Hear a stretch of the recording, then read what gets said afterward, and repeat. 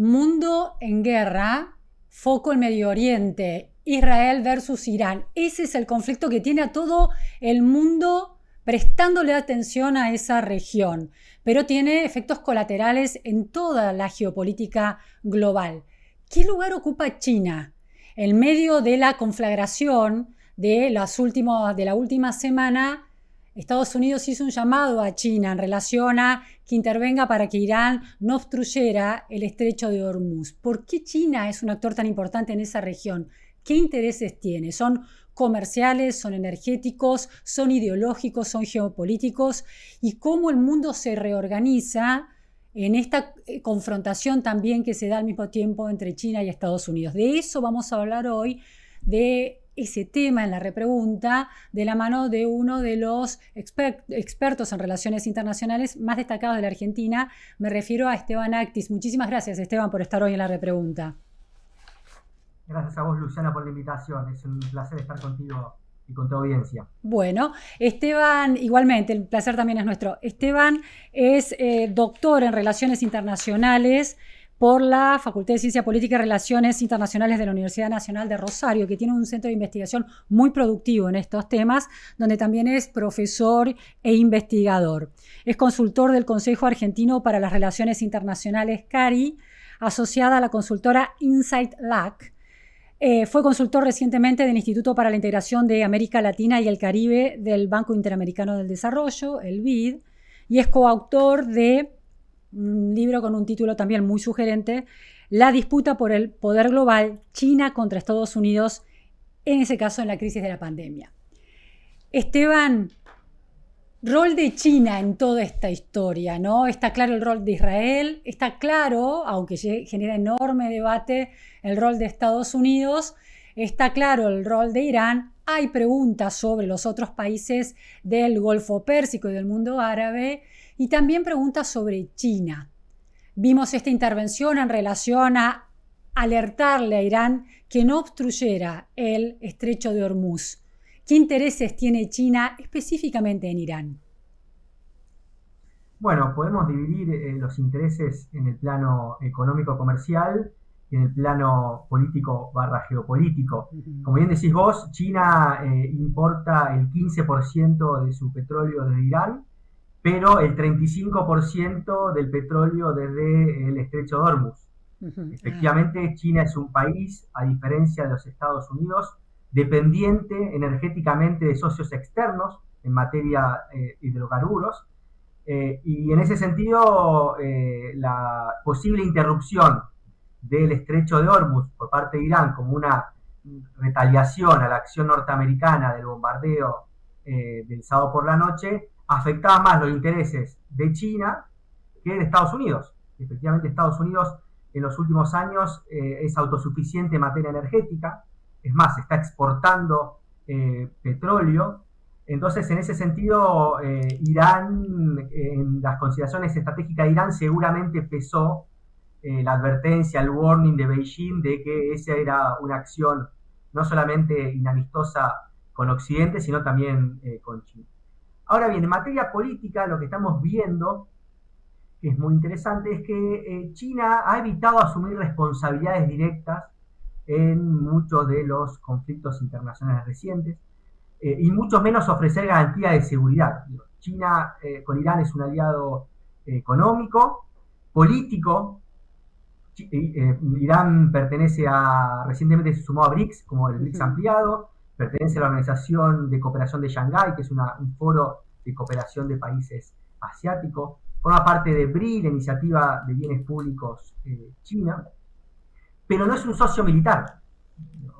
Cuando Irán necesita un aliado militar, ese es Rusia, es el principal proveedor de armas, el principal aliado en materia militar, y efectivamente Rusia está en otra sintonía con su guerra perenne con Ucrania y no ha podido. No sabemos si ha tenido voluntad, pero efectivamente capacidades para intentar proteger los intereses de Irán no ha tenido. Y China en ese sentido es una potencia hoy dispuesta a cooperar, dispuesta a comerciar, pero actualmente no quiere tener ninguna responsabilidad en materia de seguridad más allá de su vecindario próximo, su frontera. Entonces, en ese sentido, uno de los aspectos que vimos es que Irán, quedó solo geopolíticamente, y bueno, esa es una de las grandes debilidades del país asiático en este conflicto. Ahora, Esteban, tengo esta pregunta en relación a ese rol de China que se enfoca muchísimo en lo comercial y no da un salto de escala en sus intereses geopolíticos hasta el nivel de la influencia bélica, ¿no?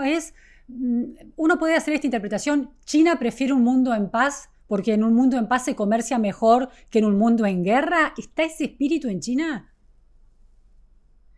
Sí, efectivamente, hoy China no solamente quiere un mundo en paz, sino que tiene una visión mucho más estatucuista del orden internacional ¿Mucho liberal. más? ¿Podés repetir esa palabra? Estatucuista.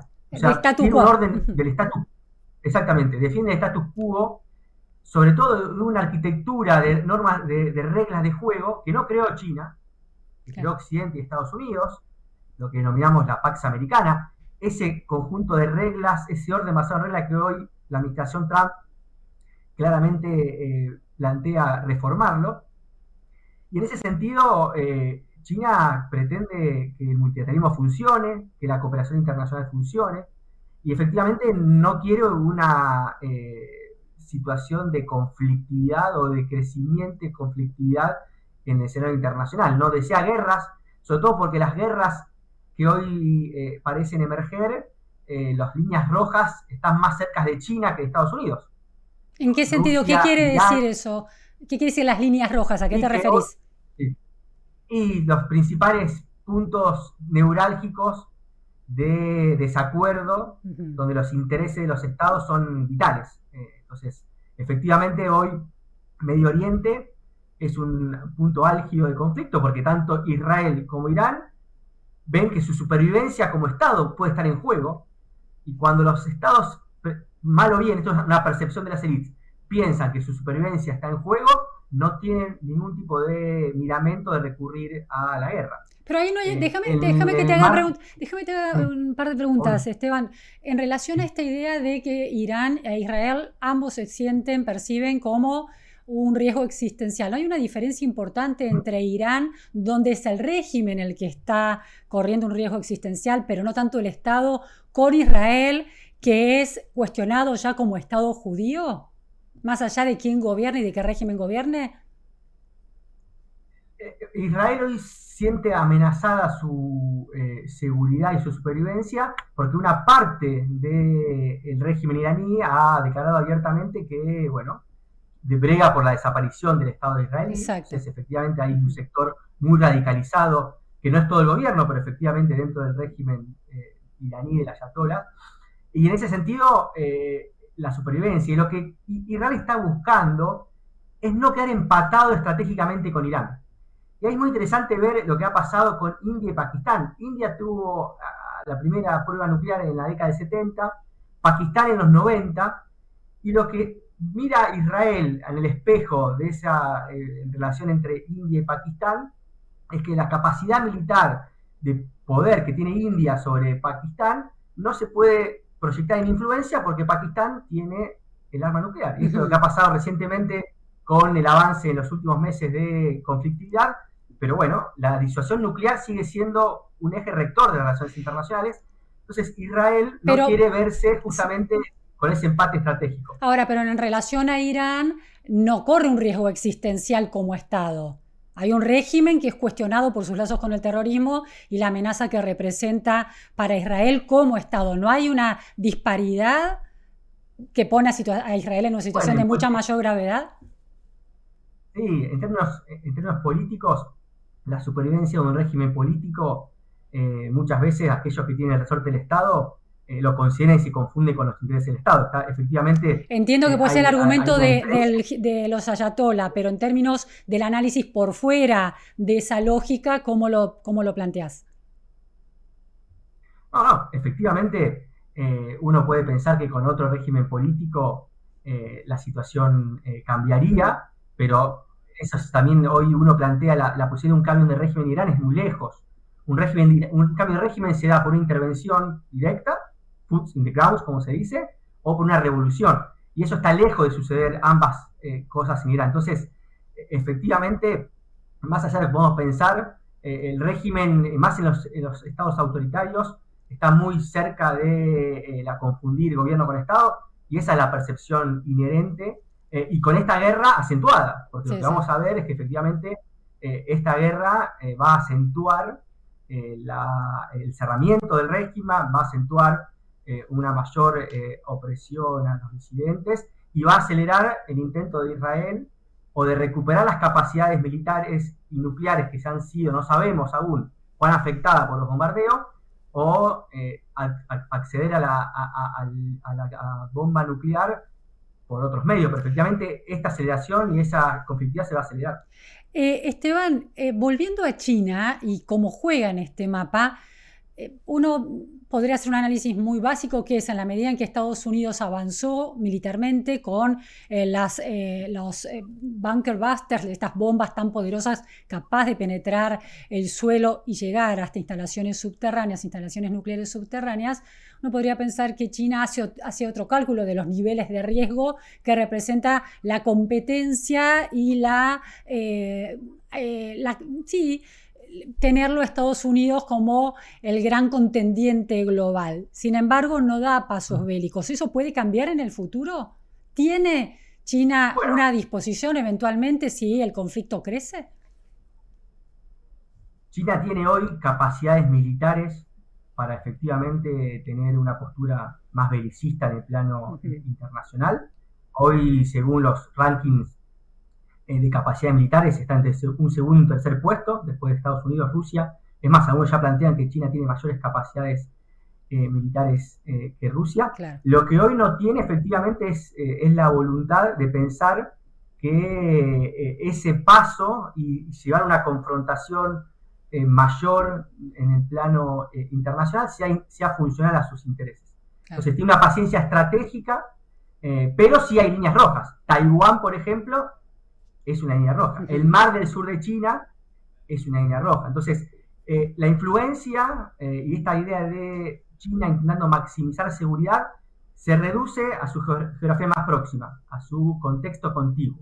Más allá de esos, hoy China no parece dispuesto a no solamente involucrarse en términos militares, sino también a tener mayor responsabilidad diplomática, a exigir mayores responsabilidad y exigencias a las contrapartes. Entonces tiene una postura mucho más cauta, prescindente, declarativa, siempre bregando por la resolución de los conflictos pacíficos, la integridad territorial, pero una postura que no es acorde al estatus internacional que tiene, claro, que claramente es una potencia global. Es muy interesante. Sí, Esteban, es muy interesante porque con el correr de las décadas, ese país que estaba en un rincón geopolítico muy contrario al orden occidental global, termina representando una mayor confianza en la potencia constructiva y resolutiva de conflictos de la gobernanza internacional, de la diplomacia internacional de Naciones Unidas, casi más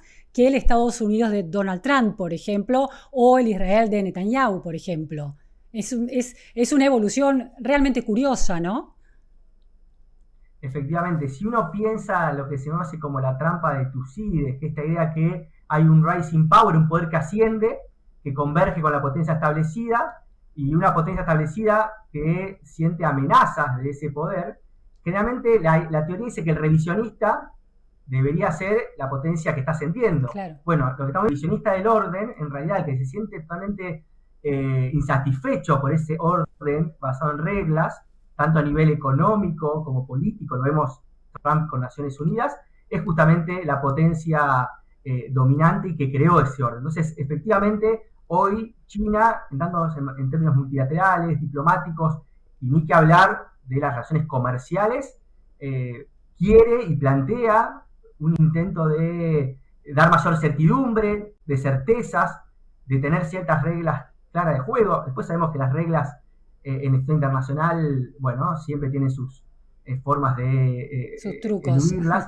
pero efectivamente hoy China para el mundo, y eso lo miran muchos estados, pasó en América Latina en la reciente cumbre entre CELAC y China, ven en China un actor con mucho mayor certidumbre que lo que ven en Washington, que es incertidumbre permanente, cambio de regla de juego, y no entender bien cuál es el juego político en Washington. Xi Jinping se volvió más confiable que Donald Trump. En términos para la política internacional, sí. Y para el comercio también. Efectivamente, para el comercio también, porque hoy, China, las reglas de juego comerciales están sobre la mesa y uno no espera hoy que China cambie de un día para otro y anuncie aranceles de 20-30% a un socio comercial en un anuncio por redes sociales. Eso efectivamente no existe. ¿En qué cosas es menos confiable China versus Estados Unidos para el mundo? ¿En temas de transparencia, por ejemplo, de manejo de los desarrollos tecnológicos, digitales, virtuales, inteligencia artificial? ¿O Estados Unidos también empieza a mostrar frentes complicados en ese campo? Sí, para Occidente la desconfianza de China claramente viene por un régimen político que es autocrático, que no es una democracia, donde se plantea que efectivamente no hay controles, check and balance de otros actores que puedan ejercer presión.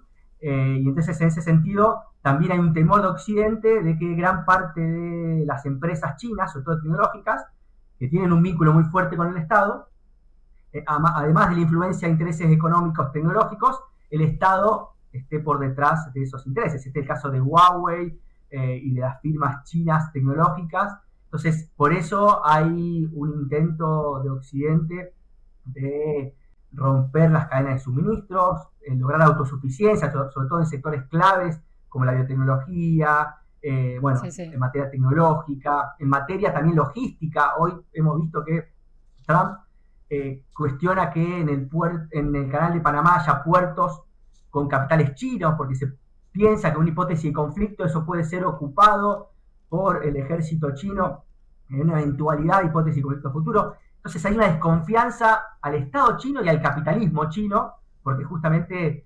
y eso hoy es una percepción, no hay muchos datos claros en el sentido de la influencia real, pero efectivamente al estar Estado y mercado muy imbuido en China, esa desconfianza es tácita.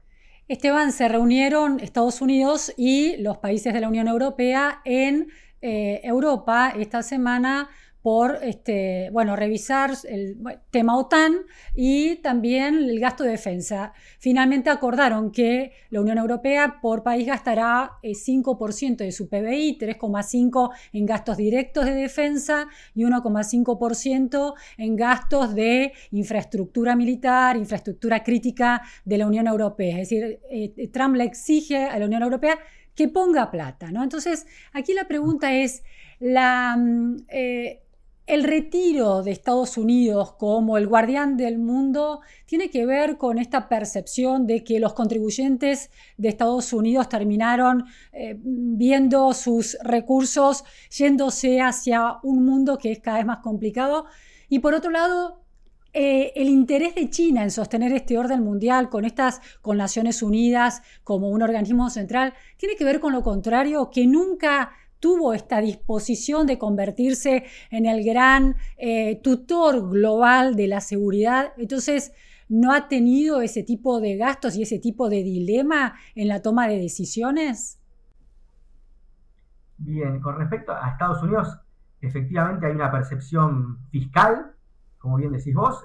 Estados Unidos no tiene por qué estar financiando y los contribuyentes americanos la seguridad de los países europeos, y efectivamente ha existido un desbalance en el gasto de defensa en la OTAN. Más allá de los modos de Trump, eso es efectivamente cierto. En realidad, si uno piensa los arreglos de seguridad y defensa en términos internacionales, no están imbuidos en la arquitectura multilateral política que es Naciones Unidas. Entonces habría que diferenciar ahí dos planos. Uno, el plano efectivamente militar, y ahí la OTAN es el brazo de la alianza militar más importante de Occidente, y donde Estados Unidos le está diciendo a sus socios: hay que balancear la contribución en la defensa. Ya no es posible que los contribuyentes americanos y Estados Unidos se endeude y tengan un déficit fiscal para justamente tener esa contribución. Entonces, el mensaje es no solamente a Europa, sino a todos sus socios. Hay una discusión con Corea del Sur también, por ejemplo. Todos tienen que gastar más en defensa. Y eso es algo que creo que vamos a ir viendo.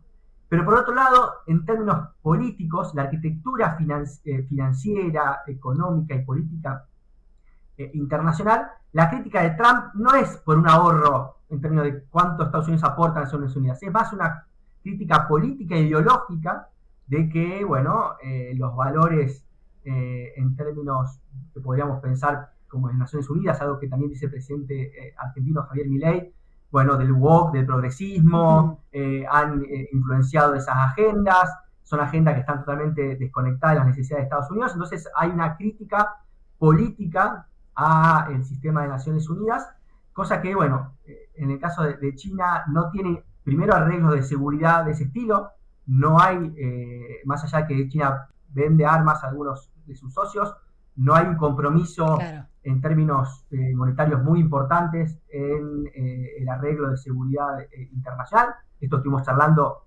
no es una influencia militar lo más importante de la influencia china, es lo más, es justamente lo más reducido. Y por otra parte, no hay un cuestionamiento al funcionamiento político e ideológico, sino más bien un conformismo de que esas instituciones sirven para que China siga ascendiendo y transformándose de una economía de ingresos medios a ingresos altos. Ese sistema todavía es funcional a esa lógica. Interesante. Para China este mundo tal como está es una tierra de oportunidades. Para Estados Unidos necesita un cambio de escenario, sostienen ahora. Esteban, hablaste de las sanciones hace unos minutos. Uno de los análisis que se hace de la situación actual entre Irán e Israel tiene que ver con el pacto nuclear que abandona Donald Trump en 2018. Recordemos que había sido firmado por Obama y la idea era que Irán aceptaba los chequeos de la Organización Internacional de Energía Atómica siempre y cuando los países de Occidente claves, Estados Unidos en el centro, levantaran las sanciones. Lo que hace Donald Trump es dar marcha atrás, dice esto no funciona, Irán no se deja chequear del todo, controlar del todo y es necesario volver a poner sanciones. ¿Cómo está al día de hoy esa lógica de sanciones? ¿Cuán productivas han sido, cuán productivas pueden ser en este mundo actual con este tipo de cosmovisión en juego, según vos explicabas? Bien, efectivamente, si uno mira en términos globales, las sanciones como instrumento de presión política, las sanciones económicas, o sea, comerciales, financieras, como instrumento de presión política, no han tenido en términos generales los impactos que aquellos que la colocan esperan. El caso de Rusia con la guerra en Ucrania es un ejemplo concreto. El caso de Corea del Norte, pensando que con eso van a lograr un cambio de régimen, también es concreto. En el caso de Irán, si uno mira, salió hace poco publicado un muy interesante gráfico que creó Federico Merkel, colega internacionalista, sobre un índice de capacidades económicas y militares de Israel vis-a-vis Irán, y uno ve que efectivamente Irán, a partir del 2010, cuando comienzan las sanciones de manera intermitente, tiene un declive de su poderío económico-militar. Se estima que Irán dejó de recibir o tuvo un costo de oportunidad por sanciones aproximadamente de $400.000 millones. Entonces, si uno mira esta cifra, efectivamente creo que en el caso de Irán, uno podría decir que han impactado directamente en la economía iraní y por ende, por un spillover, han impactado en las capacidades de Irán en estas últimas décadas en ese sentido. Había información de que efectivamente mientras las sanciones estuvieron levantadas en ese paraguas del acuerdo firmado por Obama, Irán adelantó el desarrollo de su proyecto nuclear. En cambio, cuando vuelven las sanciones con Donald Trump en su primera presidencia, se frena. ¿Tenés información en ese sentido, Esteban? Mirá, con respecto al desarrollo nuclear en sí, no te podría decir, ahí hay especialistas que se dedican bien al tema energético de materia nuclear, pero lo que sí está claro es que sanciones o no, el enriquecimiento de uranio por parte de Irán sigue estando presente. Tener capacidades nucleares es un anhelo, una aspiración de Irán, y en ese sentido, bueno, Irán ha sabido jugar muy bien sus cartas en el plano internacional, sobre todo para mostrar confianza con los organismos internacionales. Y la gran pregunta es si ese nivel de uranio alcanza para la bomba nuclear. Se habla de un 80%, Irán está en un 60%, y la pregunta es esa, es la pregunta del millón, de cuáles son las aspiraciones finales de Irán. Como internacionalista, uno piensa que efectivamente Irán quiere llegar a la disuasión nuclear, es un objetivo a alcanzar, Claro. porque siente que su seguridad como Estado está cubierta a partir de esa tecnología, y sin esa tecnología es un actor vulnerable, como fue Ucrania, por ejemplo. Ucrania era una geografía, un territorio que con la disolución de la Unión Soviética, gran parte del armamento nuclear que había en Ucrania se sacó de ahí, y efectivamente si Ucrania hubiese tenido bombas nucleares, no existiría guerra entre Rusia y Ucrania. Claro, ese es Hay algo que dice, un ejemplo que es un incentivo, es el caso histórico de la guerra Rusia y Ucrania, es un incentivo para aquellos países que no tienen armamento nuclear, para decir, ven lo que pasa cuando uno se queda sin armamento nuclear o cuando uno no tiene armamento nuclear, ¿no? Es un ejemplo problemático, claro. Hay Kenneth Waltz, que es un académico muy importante en relaciones internacionales, dice una frase que es muy polémica, que siempre la hablo con los estudiantes: quien quiera la paz debe amar las bombas nucleares. Y efectivamente la disuasión nuclear termina generando, Mearsheimer, otro académico, ha dicho recientemente, si todo Medio Oriente tendría bombas nucleares, no tendríamos guerra en Medio Oriente. Entonces, efectivamente, la disuasión nuclear es efectiva, puede ser peligrosa y tener un problema en términos de la falta de percepciones o el uso indebido, pero hasta ahora la disuasión nuclear ha sido muy importante en las relaciones internacionales después de la Segunda Guerra Mundial. Ahora, Esteban, esa lógica que en términos lógicos se entiende, ¿merece algún tipo de aclaración y de letra chica cuando se trata de estados que tienen proxies terroristas, como es el caso de Irán y su relación tan directa con Hezbollah? Bueno, efectivamente después... se vuelven menos confiables en ese juego de autorregulación. Tengo la bomba, pero no la voy a usar porque todas las tenemos. En un caso de un estado que tiene proxies, brazos terroristas, conexión con organizaciones terroristas, ¿no cambia el análisis en algo? Bueno, podríamos decir que es contrafáctico porque los 9 actores hoy nucleares todavía no ha habido ningún tipo de filtración de capacidades estatales a grupos paramilitares o grupos transnacionales. Pero ¿qué estados, de los 9 estados que hoy tienen bombas atómicas, cuáles tienen proxies terroristas? Y uno podría decir que o tienen mayor inestabilidad en términos políticos, tienen mayores capacidades estatales de control.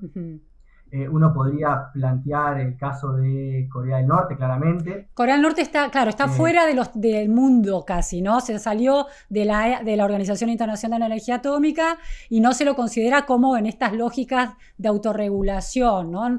Pero digo, en los que están efectivamente... Siempre se sospecha que hay temor con sospecha, ha sido Pakistán. Desde el 11 de septiembre en adelante, la guerra de terrorismo de Estados Unidos, siempre el temor fue que justamente el gobierno de Pakistán caiga bajo justamente una revolución islámica o próxima de terrorismo, y esos arsenales nucleares estén bajo ese control, que todavía no hay ninguna evidencia. Pero efectivamente, a mayor proliferación nuclear, si vamos a un mundo, siguiendo lo que decía Kenneth Waltz, efectivamente el riesgo de un mal uso que caiga en manos indebidas aumenta. Eso efectivamente es así. Y la última cuestión, Esteban, tiene que ver con América Latina, ¿no? Y Argentina, la región, ¿no? Países vecinos. Hubo todo un debate si Argentina tenía que estar o no en los BRICS. La justicia argentina el año pasado estableció que el Estado de Irán financia, diseña, ejecuta acciones terroristas, de manera que hay como contradicciones. Integrar los BRICS cuando está Irán también como integrante en esta nueva conformación, bueno, dispara muchas preguntas. ¿Cuánto pesa ese conflicto en la región, ¿no? En la relación con Brasil hay analistas que dicen que la presencia de Hezbollah sería, o la circulación de recursos, tanto humanos como de otro tipo, en Brasil sería mucho más fácil porque Brasil no considera a Irán un estado terrorista y la Argentina define a Irán casi como un estado terrorista. Entonces, ¿cómo empieza a jugar ese conflicto que es tan delicado en las relaciones internas del Mercosur, ¿no? La reunión del Mercosur se va a hacer en esta próxima semana. En el medio de este conflicto se reencuentran los países del Mercosur con posiciones muy divergentes sobre el tema Irán. Brasil condenando ampliamente a Israel y apoyando a Irán. Chile, que no es del Mercosur, pero es parte del Cono Sur, también. ¿Qué pasa ahí? Bueno, claramente la conflictividad internacional muestra y desnuda la falta de sintonía política regional y las divergencias profundas en materias de política exterior que tienen los gobiernos, sobre todo en materia ideológica, y donde tenemos en el caso de Argentina el único país, junto con Paraguay, dos países que se han manifestado un apoyo incondicional a Israel y a Estados Unidos en su accionar bélico, y el resto de los estados, bueno, teniendo una postura mucho más diplomática de condenar el uso de la fuerza, llamando a una situación de paz, y efectivamente con una mirada mucho más diplomática y no tan absoluta como en el caso de Argentina y Paraguay. Y en ese sentido es preocupante o es más absoluta a la inversa, ¿no? Se cuestiona a Israel por sus acciones en Gaza, por ejemplo, desde Brasil o desde Chile. Bueno, efectivamente, los países, sobre todo Brasil, con Lula y con Boric, han tenido una postura muy crítica en términos de la comunidad internacional. Se han unido con muchos reclamos de los países europeos y otros países a justamente reclamar que ese ataque en Gaza va más allá de la búsqueda de los terroristas que cometieron los atentados de octubre de 2023, sino que efectivamente hay una represalia contra el pueblo palestino. Y en ese sentido, esta guerra se da en ese marco de cierta desconfianza hacia el gobierno de Netanyahu, pero como bien decís vos, el problema es que parece que los caminos se bifurcan, sobre todo en Argentina y Brasil. Se bifurcan en términos políticos, esto es interesante. En materia comercial, yo diría que si bien para el gobierno de Lula la política exterior de Argentina es un dolor de cabeza, la política económica y comercial no se dice públicamente, pero hay un bastante conformismo con la liberalización del comercio, la eliminación de trabas al comercio. O sea, Lula da Silva creo que está mucho más conforme con Caputo que con Berten, el canciller argentino, porque efectivamente ahí uno de los reclamos del capitalismo brasileño, igual que en China, necesitamos comerciar con Argentina sin trabas, sin tanta burocracia, y en eso se ha avanzado. Y lo más importante es que es en términos, y volviendo a lo que pasa en Medio Oriente, la cooperación técnica nuclear entre Argentina y Brasil sigue siendo muy sólida. Tenemos una agencia de contabilidad nuclear que es la ABAC, y donde las salvaguardias siguen estando presentes, donde se sigue cooperando. Entonces, uno puede decir, bueno, hay ruido político. Ruido comercial siempre hay un tema que pasa con el Mercosur, sí, pero el comercio, y hoy hay una unión energética que se firmó en el G20 entre Argentina y Brasil por el gas de vaca muerta, y en términos estratégicos las hipótesis y conflictos están fuera de la región, y eso que América Latina y América del Sur tenga una estabilidad en términos de lo que es una zona de paz, en este contexto geopolítico es una gran oportunidad y es un gran asset que tiene la región, que muchas veces pasa desapercibido, pero que en el transcurrir de los próximos años a una mayor conflictividad internacional, bueno, la previsibilidad que da la región en ese punto es algo a valorar y que muchas veces pasa por alto. Y Esteban, hay un tema que vos has señalado en otras intervenciones tuyas, que es el autoabastecimiento energético ha sido clave para cambiar también, para bajar de alguna manera la escala de los conflictos, ¿no? En medio de un Medio Oriente donde el tema del petróleo podía ser un elemento extorsivo, el hecho de que Estados Unidos se autoabastece, el hecho de que esta región, por ejemplo Argentina, también se autoabastece en términos de petróleo y energético, cambia la ecuación. Efectivamente, hoy tener autosuficiencia energética, o digo, nadie tiene autosuficiencia plena, pero sí no depender excesivamente de los mercados externos en materia energética, es un activo estratégico vital en un contexto de fragmentación geoeconómica, de cadenas globales de suministro más cortas, y efectivamente permite a los países tener otra evaluación de costos-beneficios a la hora, por ejemplo, de ir a un conflicto bélico. Claro. En el año 2011, en el gobierno de Obama había algunas voces de los halcones de querer hacer esto que hizo Trump 15 años después, pero efectivamente si en aquel momento Irán bloqueaba el estrecho de Hormuz, Estados Unidos tenía un problema energético muy fuerte, claro, cosa que efectivamente no hay. Entonces es un aliciente y es una posibilidad estratégica de hacer un análisis de costo distinto, y eso Estados Unidos lo ha hecho. Inclusive en la guerra entre Rusia y Ucrania, Estados Unidos abasteció a Europa con gas natural licuado, claro, del gas que Rusia no le estaba dando. Entonces, claro, cuando Rusia decía, vamos a generar un invierno crudo en Europa y las sociedades europeas van a estar totalmente en contra de la guerra, Estados Unidos pudo suplir con su superávit energético gran parte de esa demanda europea, y bueno, transitó Europa con costos, pero no en una situación de emergencia permanente. Bueno, interesantísimo, la verdad es un mundo cambiante, somos testigos y protagonistas desde nuestras humildes vidas de un proceso geopolítico que está alterando también la vida cotidiana en cada país. Así que fue muy interesante escucharte, Esteban, dando estas precisiones, este mapeo general y estas precisiones en profundidad. Muchísimas gracias por estar hoy en la repregunta. No, gracias a vos, Luciana, por la invitación y por poner los temas internacionales en los medios, que es un aspecto crucial para la inserción internacional de Argentina y para todos los ciudadanos del país. Así que gracias a vos. Bueno, muchas gracias, Esteban. Muchas gracias a todos por estar hoy aquí.